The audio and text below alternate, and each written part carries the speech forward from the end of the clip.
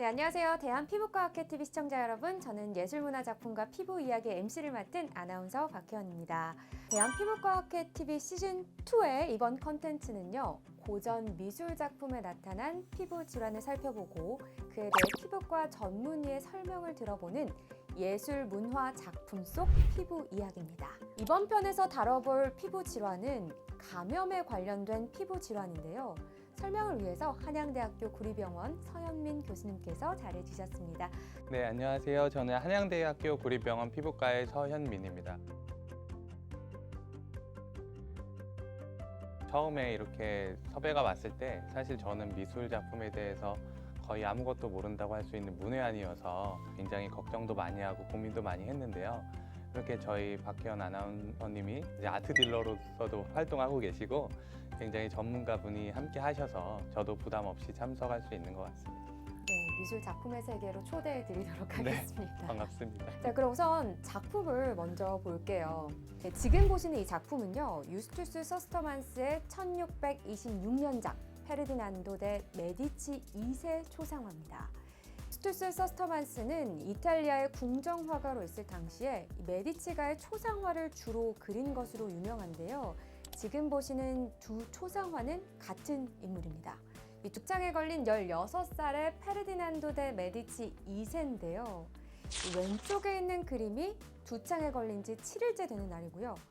오른쪽이 9일째의 모습이라고 합니다. 불과 이렇게 이틀 사이에 병이 많이 악화된 게 혹시 느껴지시나요? 이 그림이 그려진 15세기 유럽에서는 두 창으로 사망하는 사람이 참 많았다고 합니다. 그러나 작품 속 페르디난도 대 메디치 2세는 살아남아서 훗날 투스카니 대공이 됐다고 하네요. 이렇게 옛날에는요, 많은 사람을 사망하게 했던 게 두 창이기도 했는데 어떤 질병인지 궁금하시죠? 그럼 서현민 교수님께 두 창에 대해서 궁금한 점을 몇 가지 좀 질문 드려보도록 하겠습니다. 요즘 이 원숭이 두 창 때문에 두 창에 대한 관심이 더 네. 높아진 것 같아요. 네, 맞습니다. 도대체 두 창이란 어떤 질환입니까? 두창이라고 하면은 굉장히 생소하게 들리는 질환인데요. 마마 천연두라고 하면은 조금 와닿기도 합니다.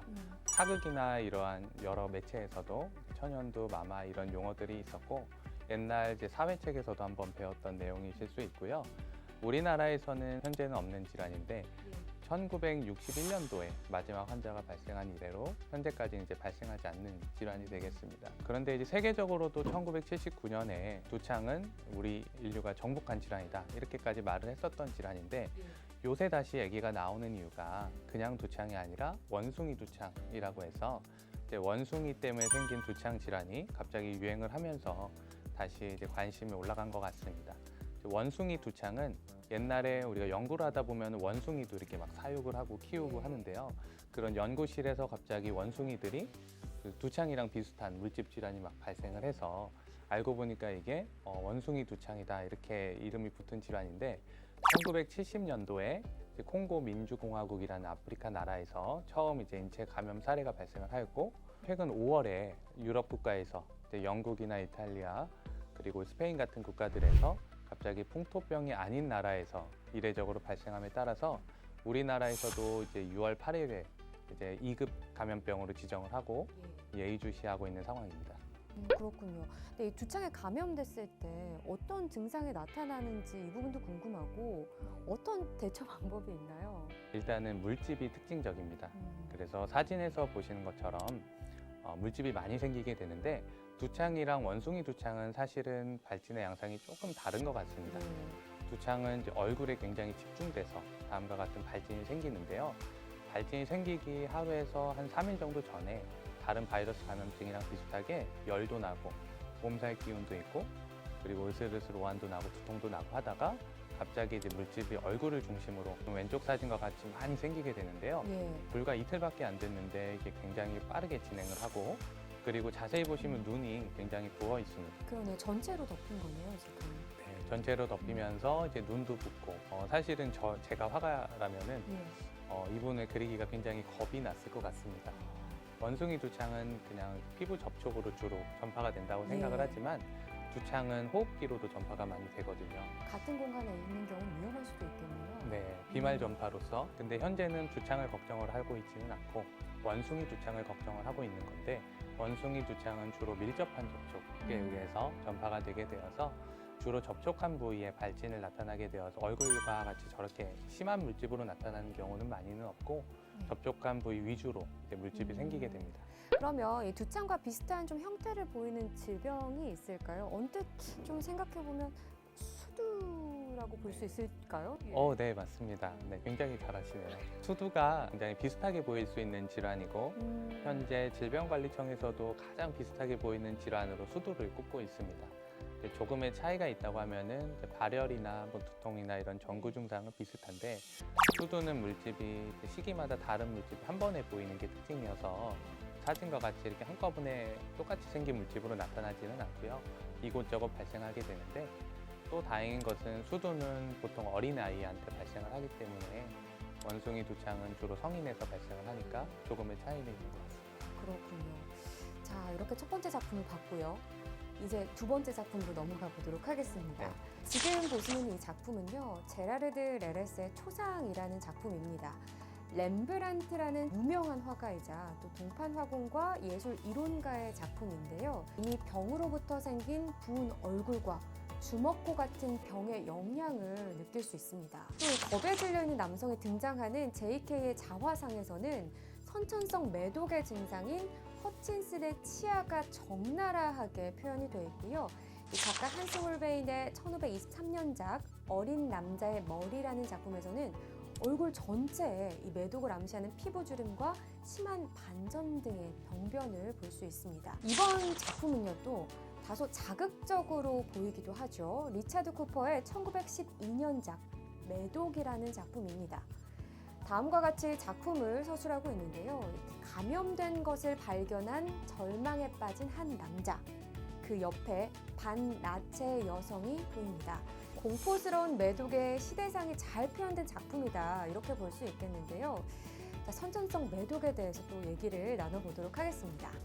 선천성 매독, 사실 조금 무서워요. 네. 어떤 질병입니까? 질환명에서도 알 수 있다시피 선천성, 즉 태어날 때부터 걸렸던 매독이라는 질환명인데요. 매독에 걸렸던 임신부에서 출생한 아이에서 나타나는데, 우리나라에선 사실은 발생이 거의 없습니다. 왜냐하면 임신을 하게 되면은 요새는 이제 검사를 많이 하기 때문에 예. 선천 감염에 대한 검사들을 철저히 시행을 하면 이런 질환들을 이제 발생을 예방할 수도 있고, 혹시 발견했다고 하더라도 이제 치료를 할 수가 있는데요. 감염된 임신부가 이제 매독에 걸리게 되면은 태반을 통해서 그 매독균이 아이한테 전달이 될 수가 있습니다. 네, 이렇게 작품들에 많이 표현이 된 것처럼 이 16세기 유럽에서는 선천성 매독이 창궐했다, 이렇게 하는데 어느 정도로 심각했을까요? 사실은 저도 그 시대에 살던 사람은 아니어서 그러네요. 아주 피부에 와닿게 설명을 드리기는 어려울 것 같지만요. 말씀 주신 것처럼 굉장히 이제 매독이 많이 만연하던 시대고, 이제 여러 가지 가설이 있는데, 콜럼버스가 인도에 갔다 오면서 그 매독균을 갖고 왔다, 이런 설도 있고, 1400년 후반에 이제 전쟁이 있었는데 그 전쟁 때문에 이제 유럽에 전체적으로 매독균이 만연했다, 이런 설도 있습니다. 그렇군요. 그럼 이 선천성 매독 같은 경우는 임상, 양상은 어때요? 네, 선천성 매독은 일단은 매독에 감염돼서 태어나지 못하는 아이들이 한 30에서 40% 정도가 임신 시에 이제 유산으로 결과가 나타나게 되고요. 감염된 아이들이 모두 처음부터 증상이 있는 거가 아니고 예. 한 3분의 2 정도는 증상이 있고 3분의 1 정도는 증상이 없습니다.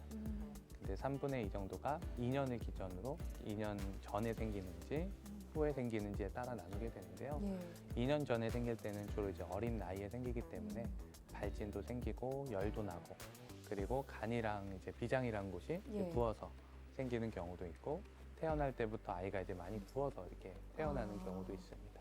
어떻게 감염이 되는지 이 부분이 참 궁금해요. 또 치료가 가능한가요? 예, 어떻게 가능한가요? 감염 경로는 일단 매독이라는 질환은 성생활로 인해서 감염이 되고요. 예. 그리고 수혈이나 뭐 수술 같은 혈액 노출로 인해서 또 감염이 될 수가 있습니다.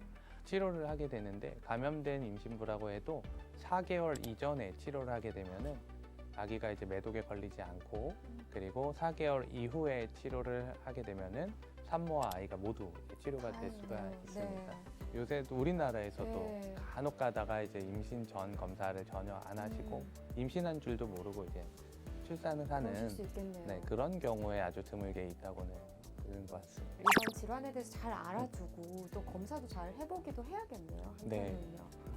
오늘 정말 자세한 설명 감사해요. 네. 제가 더 배우고 가는 것 같네요. 두창과 매도 모두 작품이 그려진 당시에는요, 치료가 불가능한 질환이어서 그 당시 사람들에게는 공포스러운 질병으로 여겨졌습니다. 그러나 현대의 우리에게는 치료가 가능한 질병이니까요. 참 다행이죠. 그래도 안전하고 확실한 치료를 위해서는 꼭 피부과 전문의에게 진료를 받으셔야 한다는 점 잊지 마시고요.